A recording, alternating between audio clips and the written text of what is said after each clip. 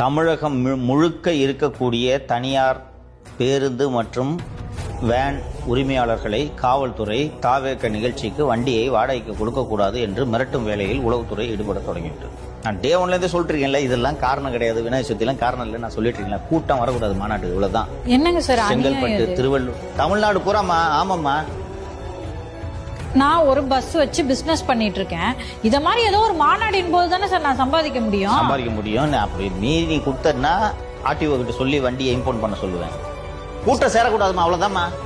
எவ்வளவு எஸ்டிமேட் பண்றீங்க கூட்டம் வரும்னு சொல்லிட்டு 15 லட்சம் சொல்லிருக்கான். 15 லட்சம் கூட்டினா அப்புறம் நமக்கு என்ன மரியாதை?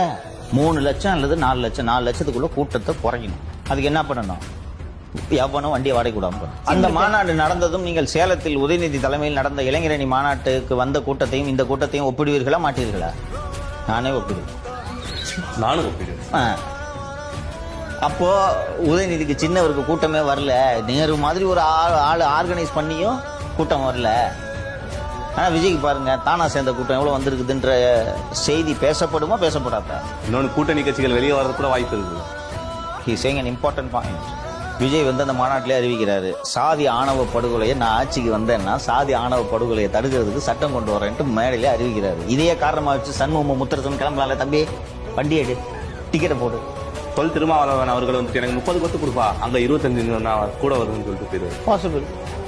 அது ஒரு காரணம் இருக்குல்ல. ஓஹோ, நம்ம குறைச்சி மதிப்பிட்டுட்டோம் தம்பி விஜய. அப்போ வந்து அவர் இதெல்லாம் செய்யறாருன்னா தமிழ் சமூகத்தின் நலன் கருதி சஞ்சலம் வருமா வராதான்? போயிடலாம் போல இருக்கே. நம்ம இந்த முத்தரசன் எல்லாரையும் கூட்டிட்டு சேர்த்து போனா ஆட்சி அமைச்சலாம் போல இருக்கு. அதிகாரத்தில் வர தம்பி பங்கு தரேங்குது.